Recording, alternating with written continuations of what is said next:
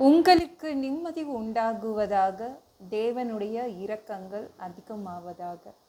தேவன் என்ன சொல்கிறாங்கன்னா, சங்கீதம் 65:8, காலையையும் மாலையையும் களிக்கூற பண்ணுகிறீர். ஏசு களிக்கூற பண்ணுவாருங்க. அது காலையோ மாலையோ எந்த நேரமாக இருந்தாலும் அந்த நேரத்தை களிக்கூற பண்ணுவார். உங்களை களிக்கூற பண்ணுவார். அவர் எப்படியோ ஒரு சந்தோஷத்தை உள்ளே கொண்டு வந்துடுவார். நீங்கள் சந்தோஷமாக இருக்க முடியுங்க. சந்தோஷமாலாம் எங்கள் வீட்டில் இருக்க முடியாது. என் வேலையில் போனால் சந்தோஷமே போயிடும். என் வியாபாரத்துக்குள்ளே போனால் இருக்கிற எல்லாமே சேர்ந்துடும், எல்லா கவலையும் வந்துடும் அப்படின்றீங்களா? இல்லை, தேவன் வரார். எல்லா நேரமும் அவர் வருவார்.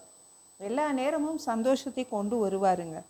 அப்படி தான் சொல்கிறார். கொண்டாட வைப்பார், களிக்கூற வைப்பார். எப்பொழுதும் நீங்கள் கொண்டாட முடியும்.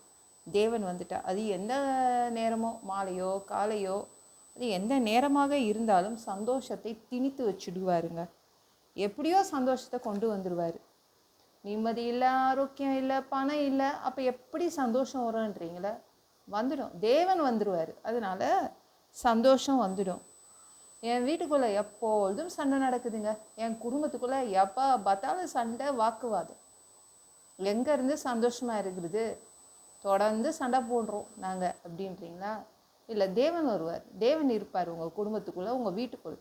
அதனால் சந்தோஷம் வந்துடும். சரிங்களா? சந்தோஷமாக நீங்கள் இருப்பீங்க. எந்த நேரமாக இருந்தாலும் உங்களுக்கு சந்தோஷம் வந்துடும். அவர் யாரை கொண்டோ எப்படியோ கொண்டு வந்துடுவார் சந்தோஷம். ஏதோ ஒன்று கொண்டு உங்கள் வீட்டை சந்தோஷப்படுத்துவார், உங்களை சந்தோஷப்படுத்துவார். 40 நாளுங்க இஸ்ரேல் நாட்டில் எல்லா மக்களும் கலங்கி நின்றார்கள். சந்தோஷமே இல்லை. ஒரு ராட்சதன் உள்ளே புகுந்துட்டான்.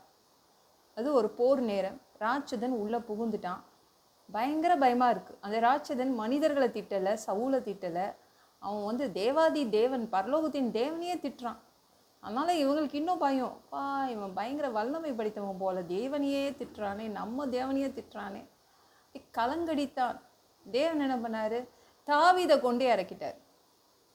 அந்த ராட்சதனுக்கு முன்னாடி ஆடு மேய்க்கிற ஒரு பையன், ஒரு இளைஞனை கொண்டு இறக்கி விட்டார். அவன் என்ன பண்ணான்?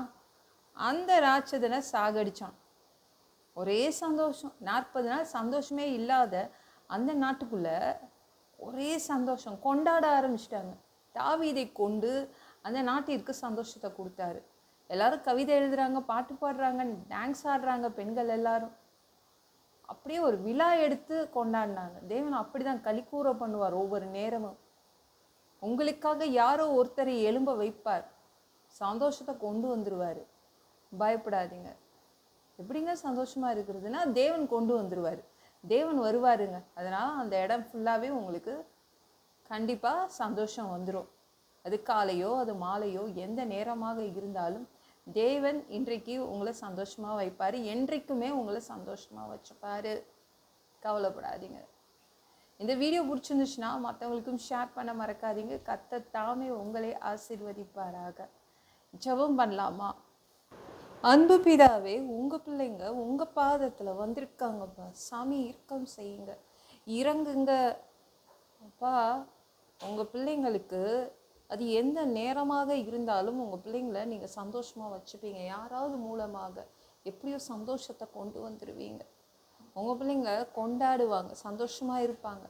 எல்லாம் பொல்லாத பிசாசுகள், ஏவல்கள், மந்திரங்கள், தற்கொலை ஆவிகள், பயத்தின் ஆவிகள், பலவீனப்படுத்துகின்ற ஆவிகள் எல்லாம் இயேசு என்ற பெயரினை கொண்டு துரத்துகிறேன். ஓடிப்போ. உங்கள் பிள்ளைங்களை இரத்த கோட்டிக்குள் மறைச்சிக்கோங்க.